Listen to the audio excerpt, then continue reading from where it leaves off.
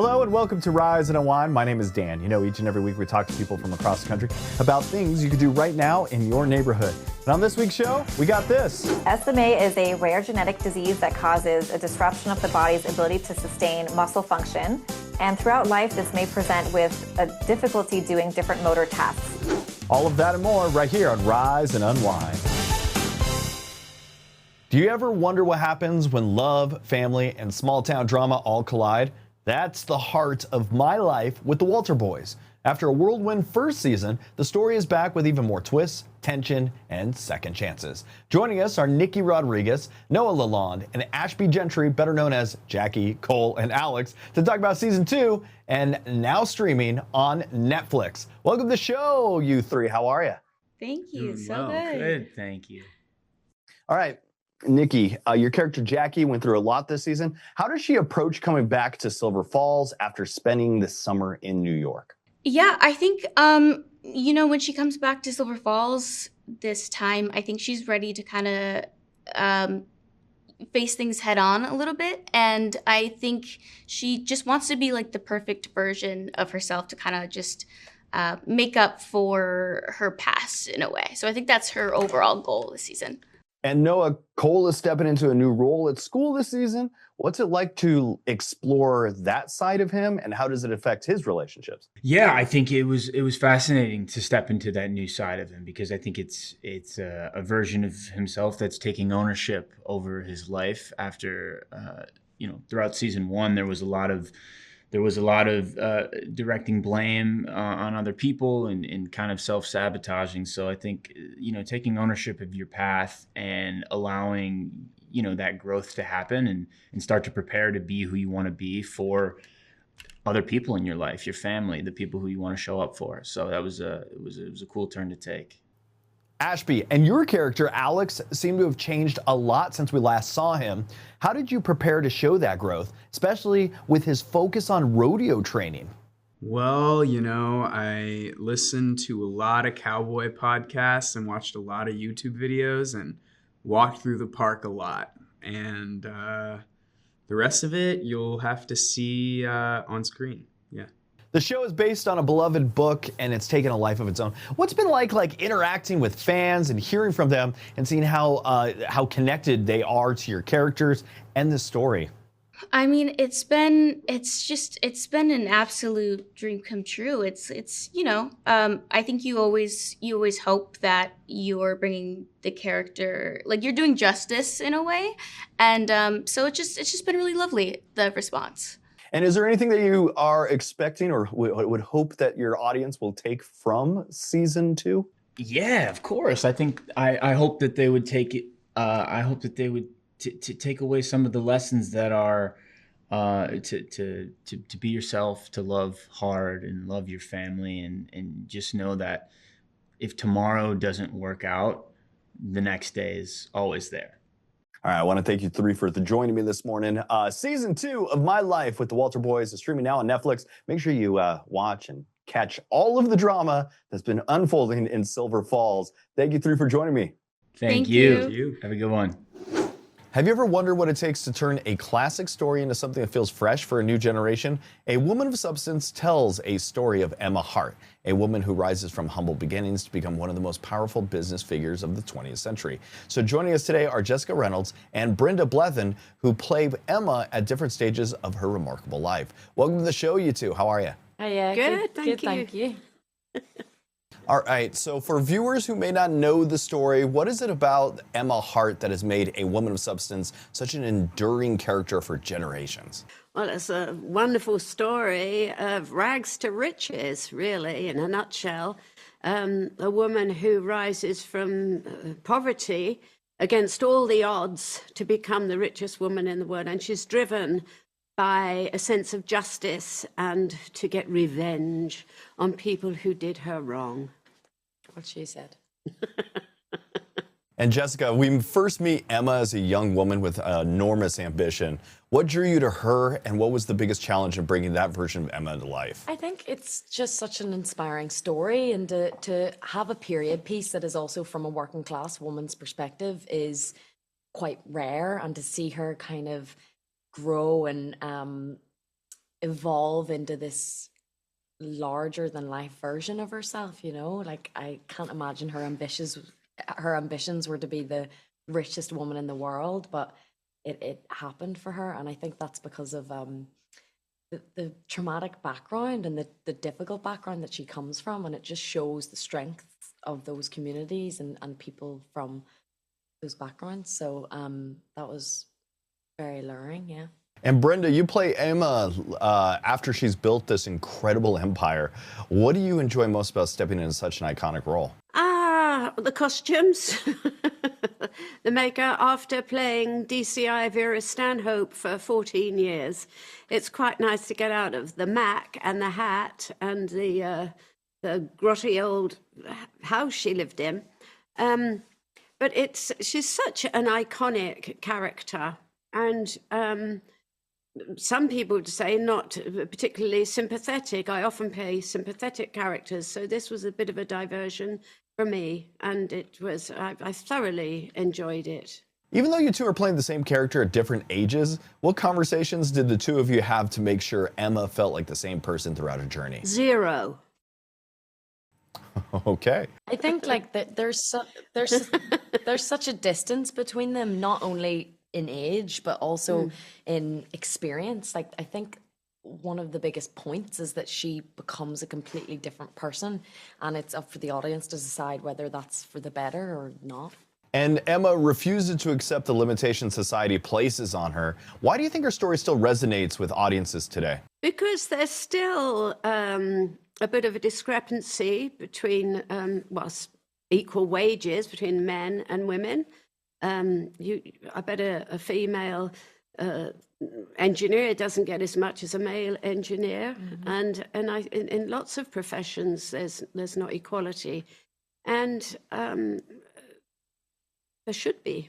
Hey, I want to thank you two for joining me today. A Woman of Substance is now available on BritBox. For more information and to learn more about the series, visit BritBox.com.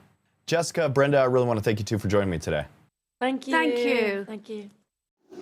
Have you ever taken a dream opportunity only to realize something feels very wrong? That's the setup behind Strung, the new Peacock thriller from acclaimed filmmaker Malcolm D. Lee. The film follows a gifted violinist who becomes entangled in the world of a wealthy and mysterious family, where secrets seem to be hiding around pretty much every corner.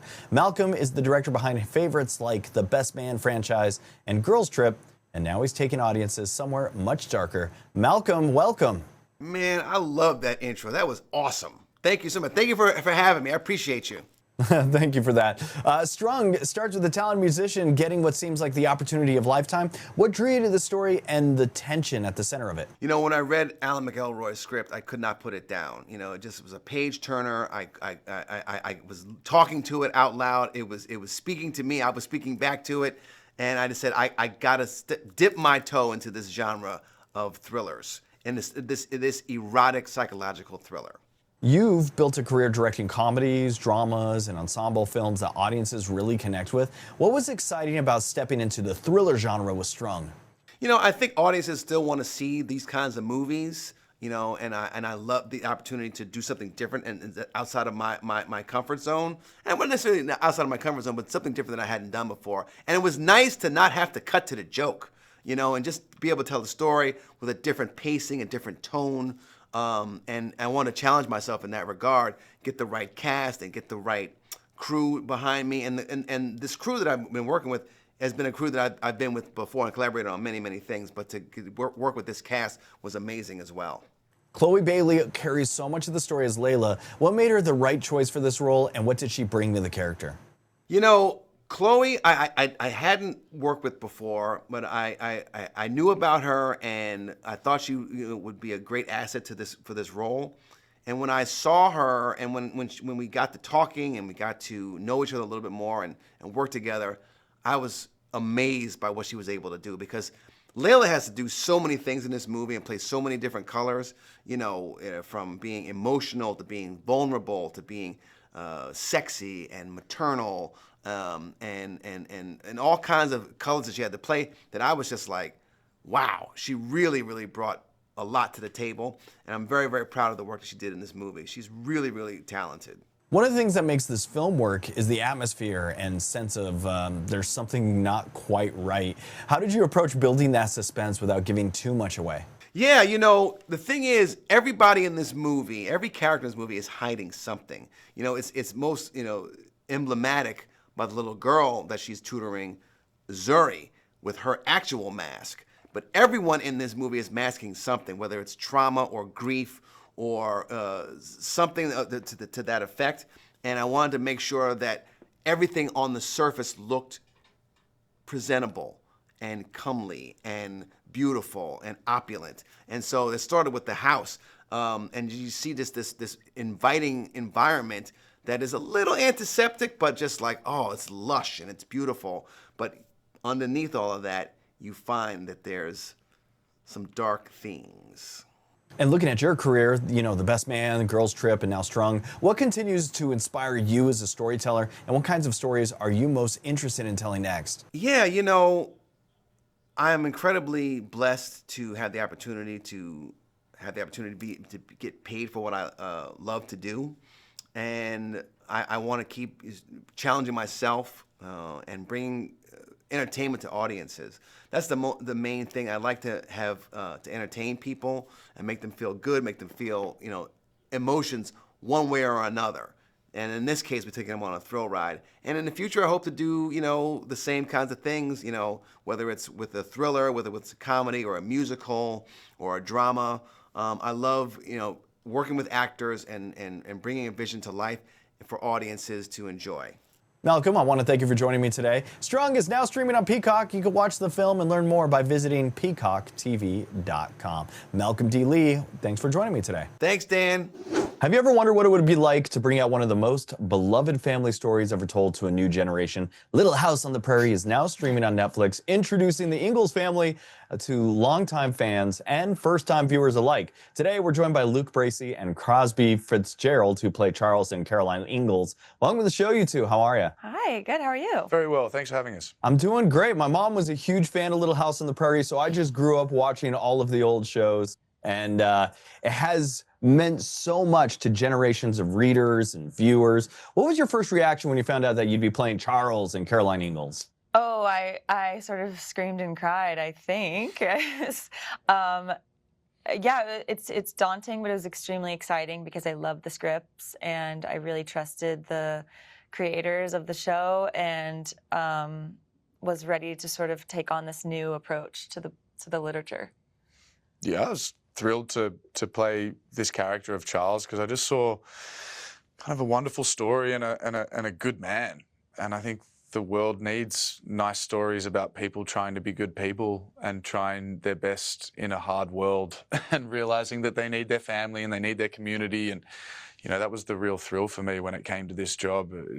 It's a nice story about people trying their best and not always succeeding and not being perfect. I just thought that was a wonderful opportunity and a wonderful story to have the privilege of being a part of. And this series honors the original stories while creating something fresh for today's audience. How did each of you guys approach making these iconic characters your own? I think, I wanted to honor what was in the books and kind of what we know of Caroline vaguely, but I also was really excited to sort of see her as a human who is flawed and complex and, it has a lot of room to grow. And that's what I loved about the script, I think. And there was a lot in the script that I got to play with, I think, in learning about Caroline as a full person who's, a wife and a mother is just two of the many things that she is. And I love how the script did that in these stories. And one of the things people have always loved about Little House on the Prairie is that it celebrates family while never shying away from the realities of frontier life. What do you think audiences will connect with most in this new adaptation? I think they might connect with the fact that life's always been difficult. Life's difficult now, and life was difficult then, and life's going to be difficult in the future. But if you've got good people around you and you're trying to be a good person, you've got good kind of core of people helping each other, be that family or community or friends or whatever it is, that's where you really succeed in life, rather than just doing it yourself. No one really makes it by just doing it themselves. I think that might be something that people take from it. It takes a village to get far in life. It's really hard to just be a one-man band and try and break through the realities of the world, which are that there's things that are going to come and try and drag you down. And without other people around you, you won't get through them. And whether someone grew up with the books or the original television series, or experienced Little House on the Prairie for the very first time, what do you hope they take away from this version? I think it's such a great, it takes a greater view of the prairie and of the frontier. I think that's what's really excited about our series. And I don't know, there is something timeless about looking at history through the eyes of a child. Because we have children all the time that are experiencing life now, and it will one day be history. And I think it's really important to see, history in sort of through the lens of a child in a sort of an aspirational way that we can all kind of learn from. Yeah, there's hope there, right? Yeah. There's hope that even though life is tough, it can be you can make it through the tough times. I think that's what children always have. They can see that life might be hard, but they always see out the other side of it somehow. They have to. Hey, I want to thank you too for joining me today. Little House on the Prairie is available now to stream on Netflix. Luke Bracey, Crosby Fitzgerald, I want to thank you too for joining me today. Thank you very much for having us. Good to talk to you.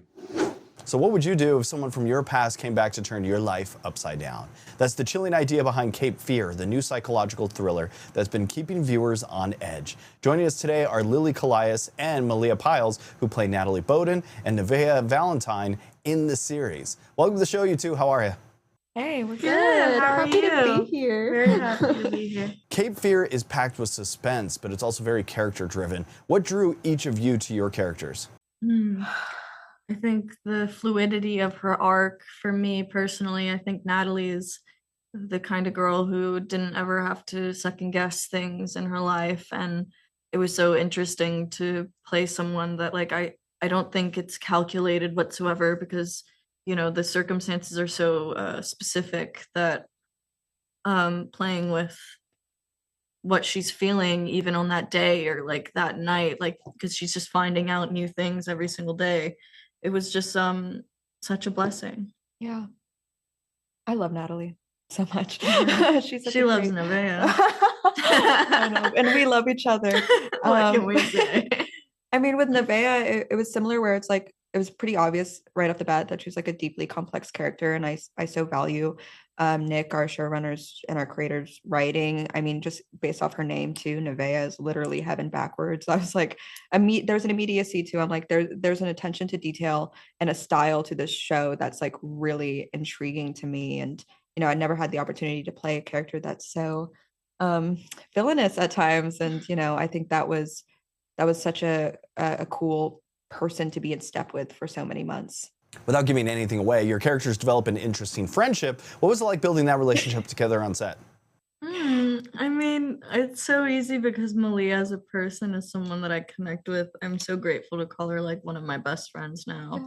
We really like had each other's backs, and we go through some intimate things together as characters, and the fact that we would be able to go home together and discuss and kind of just like throw ideas to a wall together was just like such a blessing, because at the end of the day, all we want to do is play. So it was just so fun to have that relationship with you. Yeah, there was like an immediacy there. I mean, we met in the car and we were just both like completely vibrating with energy, and it was really easy to get to fall in love with these characters and then fall in love with her in a lot of ways. I mean, like she said, we'd go home from work after these crazy long days and like watch movies together and then bring parts of those movies into work the next day and be like, hey, can we bring this to our characters? And so, I mean, it was in a lot of ways just like a great lesson in trust and building something that feels at times like greater than just like the work you're putting out. The series has such an incredible cast, including Javier Bardem, Amy Adams, Patrick Wilson.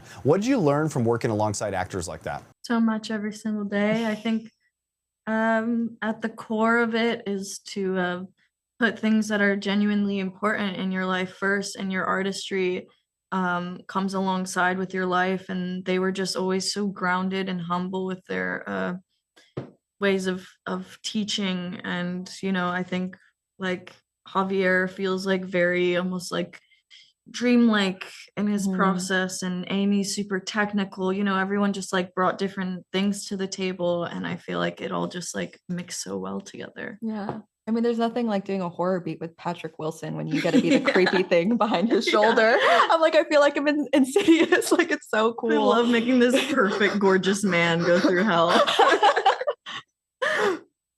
Hey, I want to thank you two for joining me today. Cape Fear is streaming now on Apple TV with new episodes released every Friday. Malia, Lily, thank you so much for being here. Thank you so much. Have a good rest of your day. Bye. Have you ever rooted for two characters to finally figure it out, even though life keeps getting in the way? That's a big part of what has fans coming back to Ransom Canyon. Season 2 picks up 6 months later, and with more questions about love, family, and what home really means. Joining us are the stars of the series, Josh Duhamel and Minka Kelly. Welcome to the show, you two. How are you? Thank you. Good to have you. Season 2 picks up 6 months after the finale without giving anything away. Where do we find Staten and Quinn emotionally when we see them again? Well, I think that, you know, if I could take that one, my character is definitely ready to treat this relationship with the care that it deserves. Because I think he realizes after having these 6 months away, he realizes that he probably could have made more of an effort, probably could have done things differently, could have called, could have wrote, could have gone to see her, didn't do any of those things. And I think that he really wants to right the wrongs of, you know, the past mistakes he's made in this relationship.